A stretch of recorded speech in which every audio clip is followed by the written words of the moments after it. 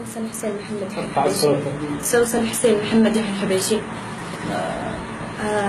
أنا امتسكت في مارب بعبوات ناسفة وأنا ما كنت عارفة على أساس اديتهن إنه جهد تسلط على دواعش وعلى المرتزقة. اداهن واحد اسمه جابر أحمد علي الحبيشي وإحنا وافقنا على أساس إنه هذا الشيء ما كناش دارين فيه ولا ما كناش بنوافق عليه. أول مرة في حياتي وآخر مرة إن شاء الله تكون عبرة لأي بنت، تمام، حتى لو كانت ظروفها صعبة، حتى لو كانت يعني ممكن إني تصبر على أي حاجة ولا إني تفكر إني تعمل أي حاجة غلط أو ولا إني تفكر إني توصل حتى إني ما تكتشفش أي حاجة حد يديلها هو، لأنه ممكن يكون عدة ضحايا فيها. والله لا العمل اللي قمت به تعرف انه كان يعني ما كنت اعرف ولا ما كنت بعرضه ابدا. ما كنت عارفه بالمره ولا ما كنت ارضى عليه ولا كنا مفكرين فيه اصلا. هذا اول مره تشاهد العبوات الناس؟ اول مره في حياتي اشوفهم. من هو الاشخاص اللي تغيبون في المغرب؟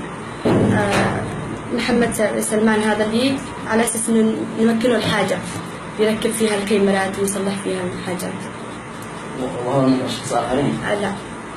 السيارة التي نزلتم بها هل كانت مخصصة؟ لا. أم من الفرزان؟ لا، من الفرزان. متى تعرفت على جابر؟ تعرفت عليه يمكن قبل أسبوع. قبل أسبوع، هل اشتغلت في هذا العمل من قبل؟ لا أبدا، ولا عمري بعرف أشتغل فيه إن شاء الله ولا عمرها بتكرر. وحسبي الله فيكم يا أنصار الله ويا عفاش، وما يجوز من الله إن أنتم تعملوا هكذا، تستغلوا حتى الحريم اللي هم الضعفاء. يعني يا ريت لو كانوا شباب ورجال إنهم يستغلوا حريم بنقطة الضعف، إنهم ظروفهم صعبة مثلا ما ينفعش إنهم يعملوا فيهم هكذا، ويجوا لهم بالغدر ويفهموهم بحاجة وتطلع بالآخر حاجة ثانية، وبالآخر يعني إحنا المتضررين مش حد ثاني. رسالة توجهها إلى أهلك وإلى الذين يشاهدون في الإعلام؟ أوجه الشهادة، أوجه لأهلي أول شيء أقول لهم أنا بخير لا يقلقوا علي. ثانيا أنصح أي بنت في الدنيا وفي العالم إني ما تصدق حد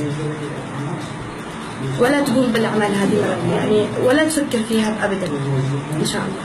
باقي حاجة كلام وأتمنى أنهم يفرجوا عننا وتكون آخر غلطة لنا إن شاء الله.